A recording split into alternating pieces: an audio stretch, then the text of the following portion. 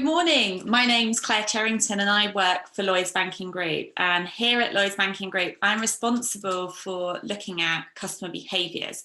What's changing out in the world and how might that impact on the mortgage market? So when I was asked to talk about virtual reality, I had visions of having to put on a headset to go back in time before lockdown and start looking at things like sourdough starters and Saturday evening quizzes on Zoom. But although that is one of our realities at this moment in time, it's not what this presentation is going to be about. So, virtual reality. Over the last 6 months, thanks to the unrelenting COVID pandemic, everybody has had to create their own version of virtual reality. In fact, in the last 5 months, thousands of people have started following this lady, Emma, on Instagram. She's a singer over in Singapore. She's a bit of a one-hit wonder at the moment. But it wasn't then that she went viral until Riot Games, the company behind the video game League of Legends, actually reported that she was a virtual Instagram star. So in a world where virtual is now our new normal, where virtual events, virtual reality and virtual meetings make sense, and anything digital is accelerating, it's now acceptable to virtually interact with our customers, clients, friends and family.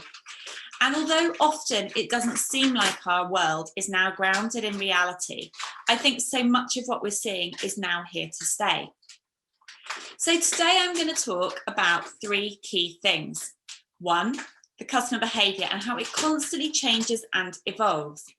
2, how a good digital experience is now a must-have hygiene factor. And how body language is so important to building and maintaining relationships. So the first, customer behaviour and how it changes. Today, over 2/3 of companies compete on customer experience and having brilliant processes in place for their customers. This is a new thing because in 2010, just 1/3 of companies actually recognised the customer experience as being critical in order to compete. Companies now look to build brilliant experiences, and the pandemic has accelerated so many trends in this area. In recent months, I haven't needed to use a debit card. Contactless payments have taken off. Apple Pay behind the scenes, and even now Apple Pay online. Our online shopping experiences have changed as well, be that now our deliveries from Tesco's or Sainsbury's, or our experiences of paperless. How many of you have actually seen a hard menu these days? I know that so many times now I get given a QR code. All these things were out there before COVID, but there wasn't the need to adapt. There wasn't the driver behind that. And this is what's been difficult about the pandemic, is the speed at which it's changed trends and behaviours out in our market. But it's important that we constantly look at these changing behaviours. Google is brilliant at this. Google, and why TikTok? That's because Google own YouTube. For the last 10 years, Google have been looking at how customer behaviour has been changing around the consumption of videos. On average, we used to spend 12 minutes and 31 seconds 10 years ago watching a video. Now that's down to just 3 minutes and 30 seconds.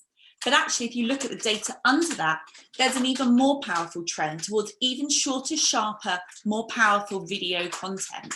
And that's where TikTok comes in. TikTok is a video app that allows people to create that short, sharp 30-second content.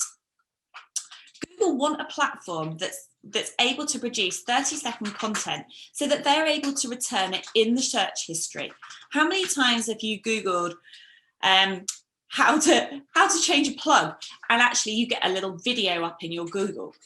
That's exactly what they want to be able to do, but with the 30-second content. Google won't be buying TikTok due to concerns over data and ownership, but they are the front runner to acquire Firework, the second biggest 30-second video app producer. A good digital experience is now also a hygiene factor, and it's the experiences that we have in our everyday lives that shape this. When it comes to companies, there's nobody better at creating brilliant experiences than people like Apple and Amazon and even Facebook. If you look now, the top 5 tech giants now account for 27% of the top 500 companies' value. That's quite scary. But it's across lockdown, something even scarier has happened. How they've all grown materially, with Amazon entrenching their lies even further. 39% growth in Amazon's value across the 5 months of lockdown. So if those companies are doing things brilliantly, what about these financial services companies? These are what I term the neobanks, the new entrants to our market, the likes of Monzo, Revolut, Starling Bank. But actually, it wasn't until 2019 that they really realised how important customer experiences were. While they're known for being customer service and being agile and being quick to try and refine their propositions, there is also some structural issues with some of these firms. In 2019, Monzo hit the press. Monzo's was reported that they were damaging customers' credit scores because customers only had a Monzo bank account. When Monzo was initiated back in 2015, they chose their credit reference agency as TransUnion. Large corporates like Lloyds Banking Group tend to use all 3 credit reference agencies. The impact of this was that Monzo wasn't sharing data on their customers back to Equifax or Experian. So these 2 companies had no data, they had no credit file for their customers. So when other lenders went to search these customers to provide funding for them, they weren't able to bring back any data, and they were actually declining customers from Monzo as a result of not knowing enough about them. So when processes work, processes are brilliant, but when they go wrong, the consequences can be long and deep-rooted. Body language is also really important for our relationships. Since March, I'm sure that not a single one of us have not engaged in a video conference or a video meeting on either Zoom or Teams. But it's the research from Dr. Albert Meribam around human communications that's so vital. 7% is the words we use, 38% is the tone of voice, and 55% is actually our body language. So how much the conversation would we have missed out on if we weren't actually able to see the people that we were interacting with? So yes, whilst Zoom is my new best friend, and whilst Zoom started out as a social media tool, it's been really quick to adapt through the pandemic to also form a business proposition. They waived the 40-minute time limits, they increased it up to 3 people, and they saw their growth in their accounts grow exponentially. Shares in Zoom are now up over 400%. That's now a revenue forecast of over $2.4 billion US. That just shows the importance of video conferencing in the digital age. So whilst Teams and Zoom was essential across lockdown, what Forbes research is now showing is that actually these translate into deeper and closer personal relationships due to the ability to have more frequent interactions. So for me, it's vital that we all take a chance to learn how to use these new platforms and work out when and how they should fit in our processes and when we should use interaction to add more value. But all of that's really interesting, but what does it mean for our mortgage market and our processes?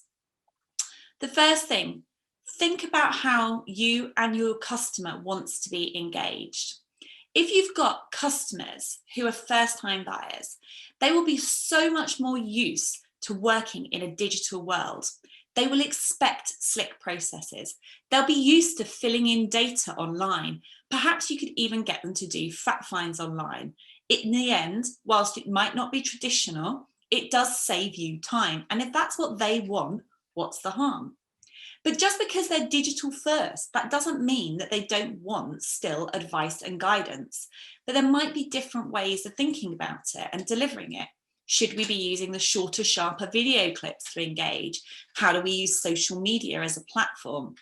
It was only last week that we took our car to the Volvo garage for a service, and the service results were actually sent to us via text, via a video.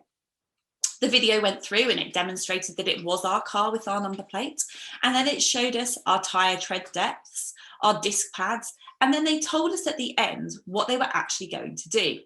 This was brilliant because it was open and transparent, something I'm not sure car garages have always been known for.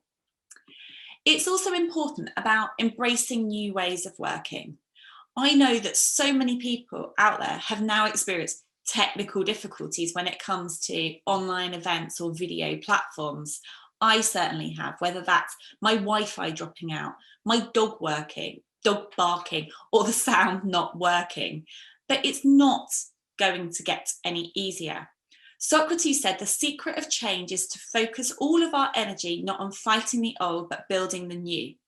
And whilst it's not natural for any of us, even the most technical savvy, it's imperative that we strike the right balance.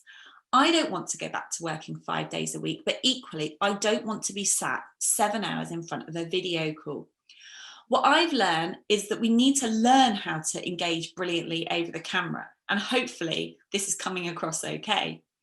Someone said to me last night, we've not been trained to be broadcasters, but that's what we're turning into, and it really resonated with me. Having the right lighting, knowing where to look, not having the dog bark in the background is really important to create the right impression. Virtual meetings take a long while to get used to. It's a long, long learning curve. Some may love it from the start and others might find it overwhelming. But what I want to encourage all of us to do is think about the best way of making the most of this technology. Technology can also improve the service that we provide.